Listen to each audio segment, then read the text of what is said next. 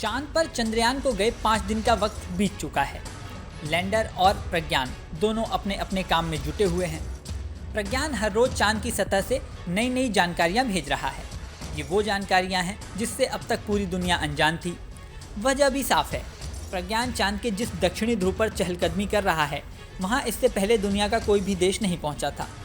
प्रज्ञान कुल 14 दिन तक वहाँ काम करेगा और चांद के उन रहस्यों को उजागर करता रहेगा जो अब तक दुनिया के लिए पहेली थे। 14 दिन इसलिए क्योंकि इसके बाद दक्षिणी ध्रुव पर अंधेरा हो जाएगा।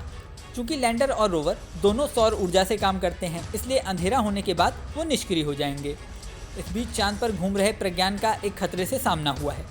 हालांकि समय रहते हुए उस खतरे को भांप लिया गया और प्रज्ञान सुरक्षित आगे बढ़ गया। इसरो ने खुद ट्वीट करके इस बारे में जानकारी दी है। इसरो ने अपने ट्वीट में लिखा है, 27 अगस्त 2003 को रोवर अपनी जगह से 3 मीटर आगे चला, जहां उसे 4 मीटर डायमीटर वाला गड्ढा मिला। रोवर को तुरंत वापस लौटने का आदेश दिया गया। अब यह सुरक्षित रूप से एक नए रास्ते पर बढ़ रहा है। इसरो ने अपने ट्वीट के साथ 2 तस्वीरें भी साझा की हैं। पहली तस्वीर उस क्रेटर की है जिससे प्रज्ञान का सामना हुआ था। नेविगेशन कैमरे में कैद इस तस्वीर में आप क्रेटर को साफ साफ देख सकते हैं और समझ सकते हैं। 4 मीटर डायमीटर और 100 मिलीमीटर गड्ढे को देखते हुए प्रज्ञान संभल गया।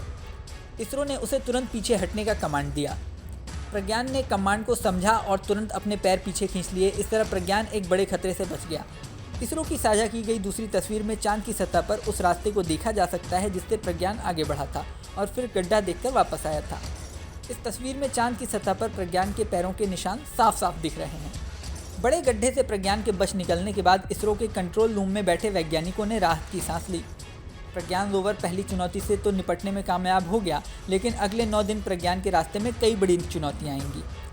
लैंडिंग के बाद इसरो के चीफ एस सोमनाथ ने भी रोवर और विक्रम को लेकर अंदेशा जताया था। इसरो चीफ ने न्यूज़ एजेंसी पीटीआई से बातचीत में कहा था कि चांद पर वायुमंडल नहीं है। ऐसे में कोई भी वस्तु चंद्रयान 3 को हिट कर सकती है या फिर उसे टक्कर मार सकती है। इसके अतिरिक्त थर्मल प्रॉब्लम और कम्युनिकेशन ब्लैकआउट की समस्या भी आ सकती है।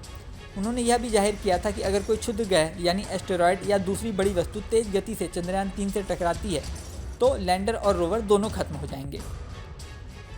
इससे पहले प्रज्ञान ने चंद्रमा की सतह पर तापमान से जुड़ा एक ग्राफ रविवार को इसरो को भेजा था। यह विक्रम लैंडर पर चास्टे पेलोड का पहला ऑब्जर्वेशन था। प्रज्ञान के भेजे इस डेटा से इसरो के वैज्ञानिक भी हैरान रह गए थे। वैज्ञानिकों का अनुमान था कि चांद की सतह पर 20 डिग्री से 30 डिग्री सेल्सियस के आसपास तापमान होगा, लेकिन प्रज्ञान ने जो डेटा भेजा वो बिल्कुल अलग था। चांद के दक्षिणी ध्रुव पर कहीं -10 डिग्री तापमान था तो कहीं -70 डिग्री। अगले कुछ दिनों में ऐसी और जानकारियां सामने आ सकती हैं जो न केवल आम लोगों को बल्कि वैज्ञानिकों को भी चौंका सकती हैं। इस वीडियो में फ़िलहाल इतना ही। जल्दी नया वीडियो लेकर आपके सामने फिर आएंगे। बने रहें न्यूज़ नेशन पर।